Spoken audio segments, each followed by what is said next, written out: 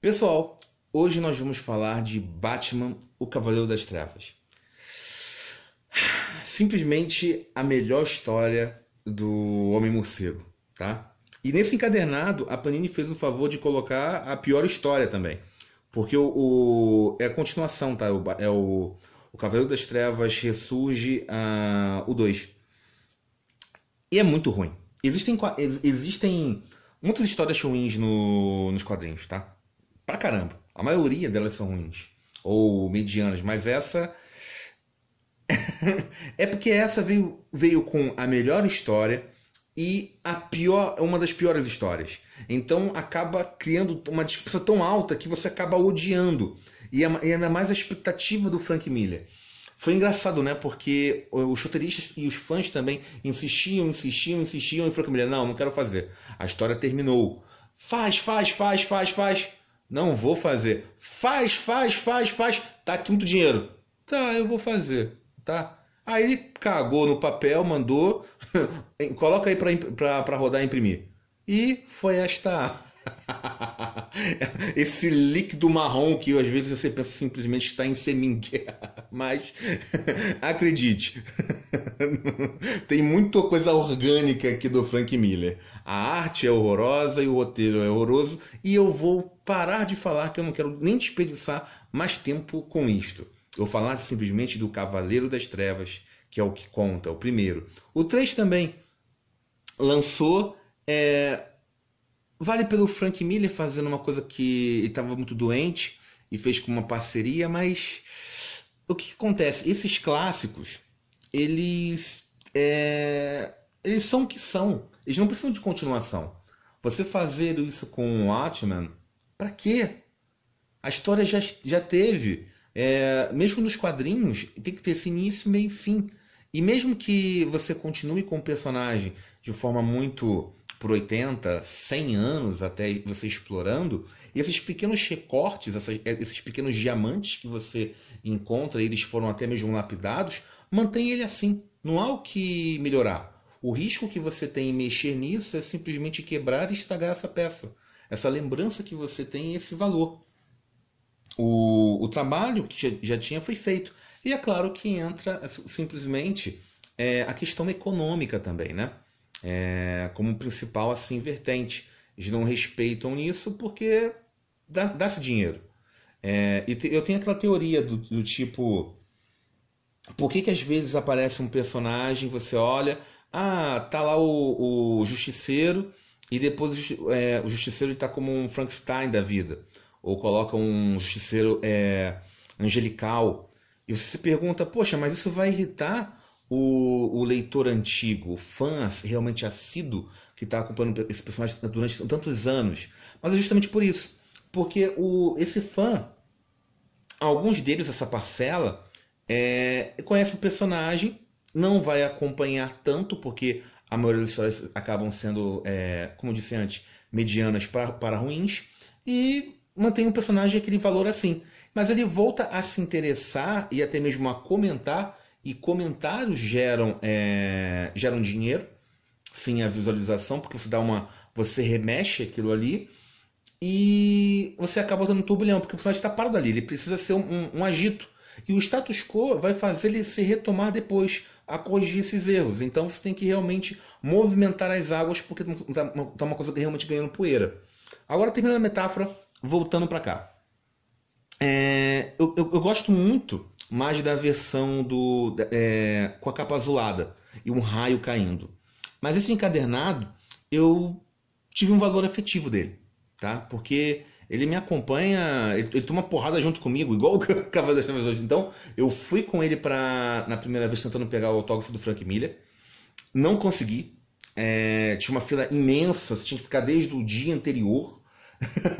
Imagina você chegar cedo no local e você falar, você tinha chegado ontem. Mas vocês não avisaram, eu perguntei. Não, mas já tinha.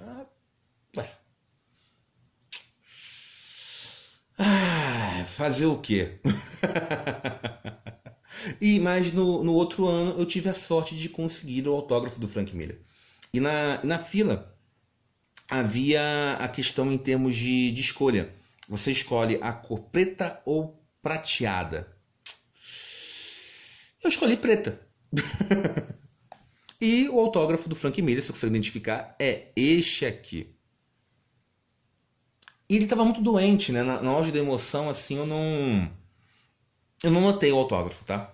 Aí depois eu saí e eu fiquei parado, olhando, né? Você abre, agora eu vou verificar. E eu falei, ué, será que ele esqueceu de autografar? Não, tá aqui, ó. Ué, a mão dele tava tremendo. E eu entendi qual é a proposta. O prateado, ele realmente, geralmente, ele autografa aqui, ó. É para mostrar e para você carregar do Frank Miller, em termos com o autor. Esse aqui é uma ocultação do autógrafo, tá? Ele está colocando, mesclando o nome dele com a capa da Robin. É proposital. É uma questão de até mesmo assim de interpretação em termos de escolha. Você gosta de coisa sutil ou forte? Talvez eu preferisse realmente o prateado, mas vamos entrar na brincadeira, porque o que acontece? A experiência de um autógrafo com um autor, muito mais do que você ter o produto em si, também acaba sendo o fato de você conhecê-lo. Esse recorte temporal que você tem com ele. É muito, muito bom você ter um produto autografado de quem você é fã. Ainda mais no Cavaleiro das Trevas. Mas você ter conhecido, ou tido um momento com a pessoa com quem você é fã e ter o produto, isso é o ideal para um autógrafo. Você tem o produto que você gosta autografado e você carrega, e você também tem aquele momento com quem você com o seu ídolo. Então, até mesmo pela humildade, por um gesto, fico por esse aqui e muito agradecido por isso. E pena que ele estava tão assim adoentado. Ele melhorou um pouco, mas todos nós acabamos ficando mais enfraquecidos, né? É uma pena, porque é uma pena a morte, né? A morte é uma coisa assim que retira tudo de nós, mas é uma questão de equilíbrio. Agora, vamos falar sobre esse quadrinho, que é extraordinário. O Frank Miller não faz essa obra à toa. À toa não, sozinho. Ele é muito bem acompanhado com até a ex dele, a Lynn Valley, e o Klaus Johnson, que já tinha trabalhado com ele, fazendo outros quadrinhos. E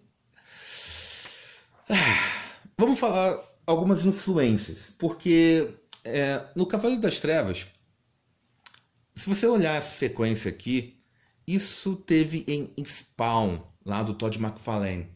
Ele tem a linguagem da mídia apresentando como personagem. E o fio condutor que tem esse aqui é que o Bruce Wayne ele quer morrer. Sim, o Batman ele quer morrer. A questão é como é que ele vai encontrar essa morte e, com sorte, ter uma morte honrada. Esse que é o fim da narrativa. Tá? Ele está velho, está passando 10 anos, ele não sabe o que fazer com o resto da sua vida. Apenas que está um fim. Por isso que ele força isso aqui. É um carro, uma corrida, como se fosse de Fórmula 1, mas é arriscada e ele leva realmente aos limites. Ele leva o carro em chamas de largada. Alguma coisa está faltando e errada. Nós temos aqui a temperatura de Gotham, um calor absurdo. Detalhe, né? 36 graus é absurdo. 36 no Brasil, tu fica... Meu filho... Meu caro... 45 que começamos a suar. Aí sim, mas tem que contextualizar, assim como temos que realmente colocar que é um período da Guerra Fria, que tem muita influência aqui, assim como o próprio Watchmen, mas que estamos nos Estados Unidos, né? Então, 36 graus para lá realmente é muito calor. O Bruce está tão realmente aposentado e com os seus problemas que ele visita o beco. E dois tentam assaltar ele e ele não tem reação alguma. Ele tem realmente um infarto. Tamanha a neura que ele teve. E o Frank Miller inova de novo aqui. Ele coloca a questão do equilíbrio. Que o Batman ele vai combater o crime, mas ele que traz os vilões. Não é os vilões que tem e ele vai realmente aparecer. Há uma questão de você faz alguma coisa com equilíbrio, os vilões também ganham pro mal, ele voltando no antigo jogo, tá? E o Coringa ele tá sem estímulo algum. Ele só vai romper isso quando o Batman retorna. Gente, eu vou entrar muito na área de spoilers aqui. Se vocês não conhecem esse quadrinho ainda, que eu acho até muito difícil, estão fazendo um crime com vocês, tá? É um crime. Então, resolvam isso, leiam, que é muito bom. Muito bom mesmo. Na verdade, a palavra seria um quadrinho extraordinário.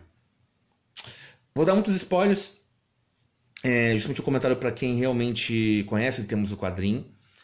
Mas quem não for, pare por aqui, tá legal? Vamos lá, continuação? O Batman ele não se curou do problema dele, do assassinato dos pais. O Bruce Wayne ele não resolveu essa questão. Uma pessoa normal ia procurar um psicanalista. Então, apesar do Bruce ter feito muitos treinamentos pelo mundo, tido lá, sei lá, todos artes marciais, detetive, ele simplesmente não procurou uma ajuda de um profissional. E ele vai até o final da vida com esse mesmo trauma. Não conseguiu resolver. Isso é bem mostrado aqui. Talvez, vamos no território das hipóteses, né? Que uma pessoa normal, uma criança, ela seria afetada e traumatizada. Mas o Bruce ele tem um QI acima da média. Talvez isso tenha potencializado esse trauma. Ele tem um senso de culpa, ele tem uma fragilidade maior emocional, justamente pela empatia. O fato é que se vestir de morcego não é uma questão natural e vale a pena ter uma relação isso com o Alfred, né? Porque eu já falei isso antes. O Alfred ele acaba sendo o pai adotivo do Bruce e ao mesmo tempo não. Porque, olha só, nós temos uma relação de poder entre chefe e empregado, mas ao mesmo tempo nós temos uma relação de respeito. Só que em momento algum, o Bruce Wayne ele chama o Alfred de pai. Não, os pais deles morreram. O Alfred, por mais que ele tenha um carinho, ele é Alfred. Ele é um mordomo. E ele se mantém sisudo ali. Porque ele acha aquilo ali, ele não concorda, o Bruce Wayne, por todas as opções, se vestir em termos de morcego, e nos filmes é bem retratado isso, nas séries, ele sempre com um comentário de deboche, que lembra da animação dos anos 90, e daquela forma, porque uma pessoa normal nunca faria isso. Mas ao mesmo tempo ele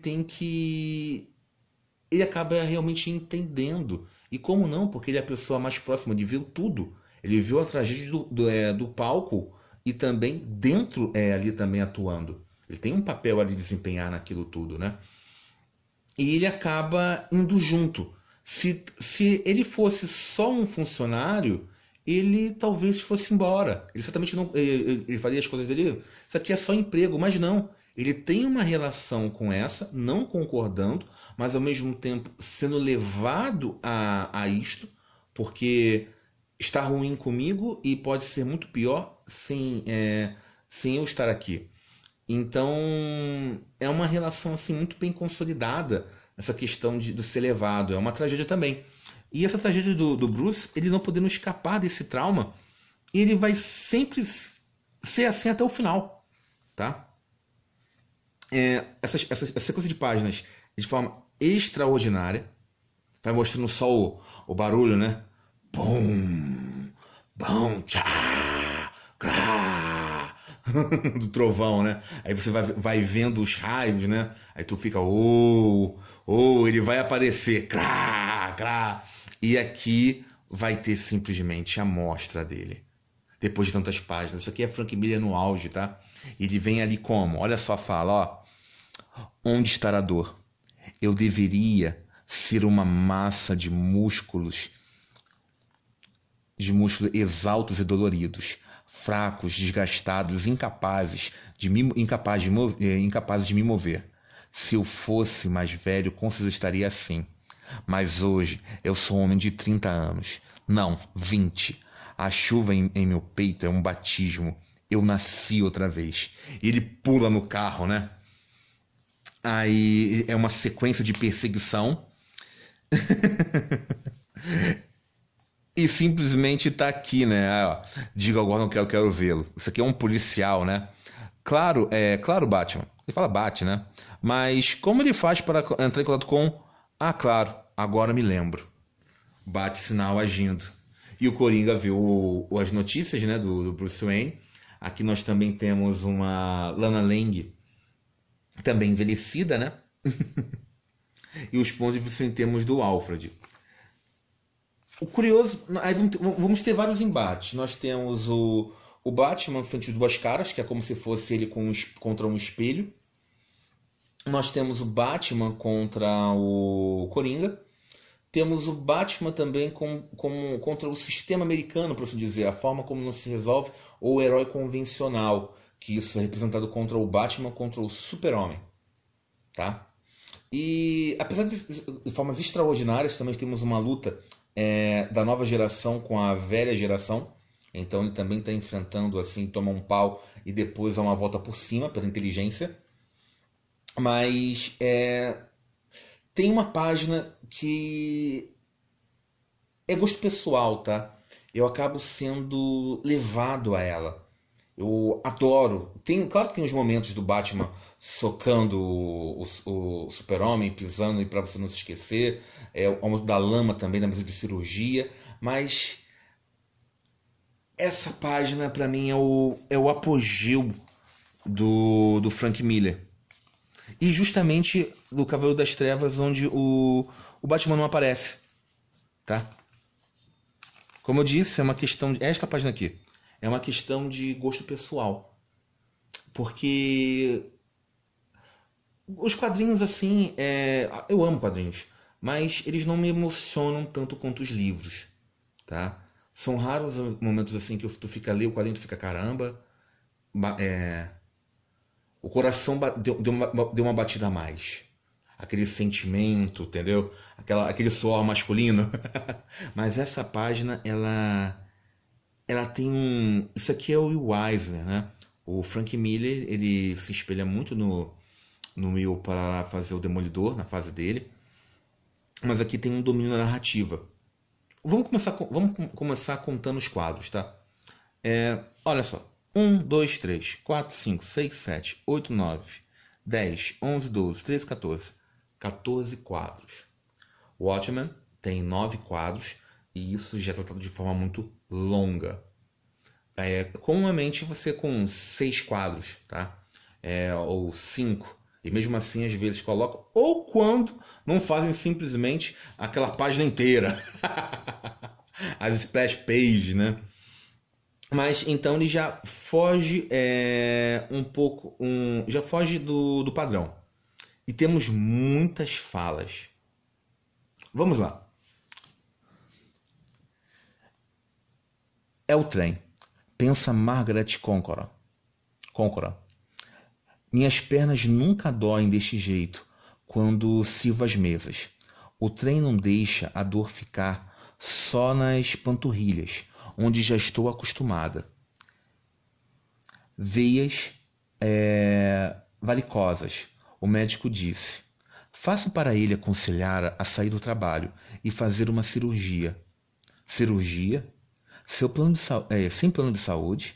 Faltando 2 prestações do aparelho dentário da Janice e já tendo recebido a notificação do corte de luz, agora que o inverno está chegando?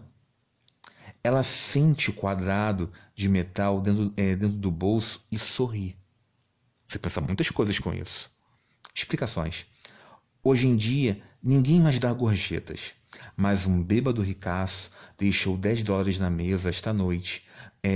Claro que foi errado gastar todo o dinheiro em tintas, mas a professora do pequeno Robert disse que ele tem talento para a arte. Ela se lembra das mãozinhas do menino, de seu sorriso esperto. A alça da bolsa morde seu ombro. E Margaret Concora, que não implorou a Blue Cross quando cancelaram quando cancelaram seu plano de saúde, nem ao banco quando confiscaram seu carro, agora suplica por um estojo de pintura. Ela sente a bolsa golpear seu estômago quando o trem para e ouve os dois rirem. A mulher cai pesadamente no cimento, mas o que importa a dor? Ela vê que a caixa de metal continua ali e agradece a Deus, chorando. Então sua mão percebe algo mais na sua bolsa, algo redondo como uma maçã. Mulher explode numa estação de metrô. Noticiário completo às 11. Uau! Não é só o sentimentalismo barato, tá? Uma exploração, mas tem um recorte aí da realidade que é muito forte. Muito forte. Aí você pergunta, poxa, mas tem os outros momentos que são ótimos, né? Mas esta página... Isso toca, tá? Isso toca.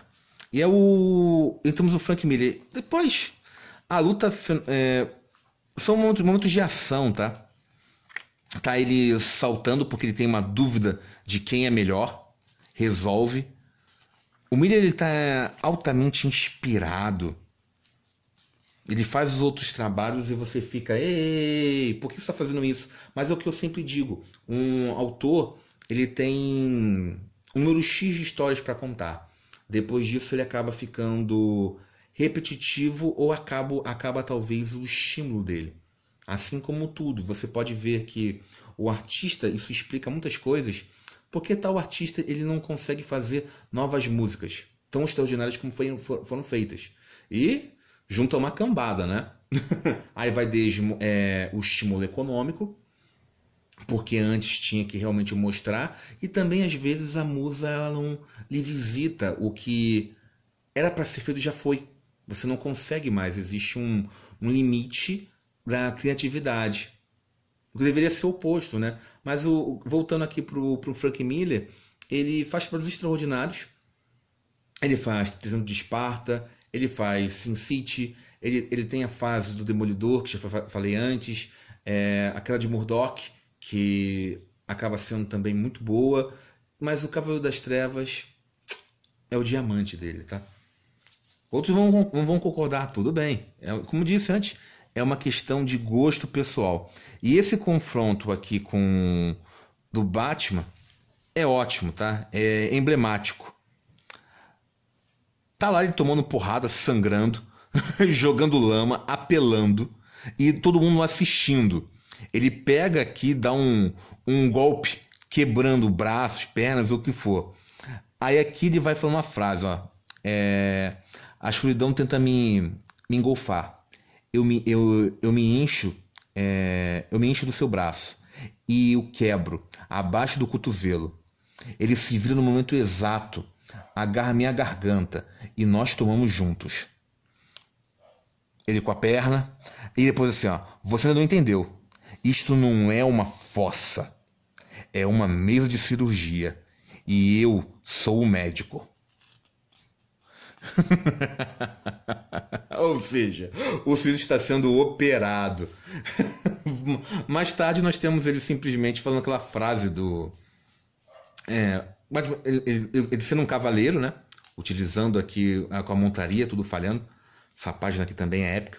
Ela foi vendida originalmente por um valor muito caro. Mas isso aqui... sai fora!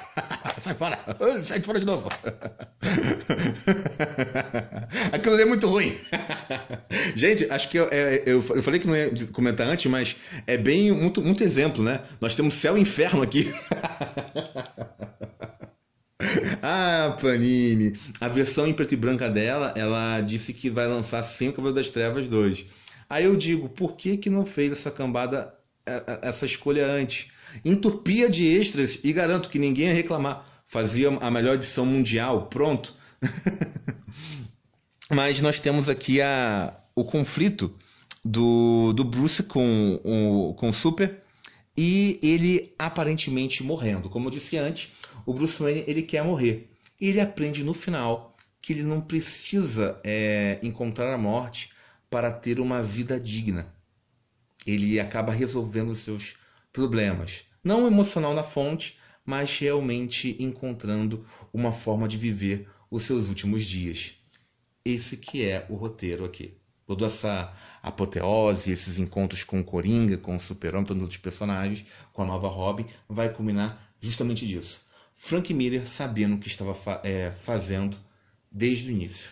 Gente, eu fico por aqui. O vídeo ficou longo. Espero que tenham gostado. Fui!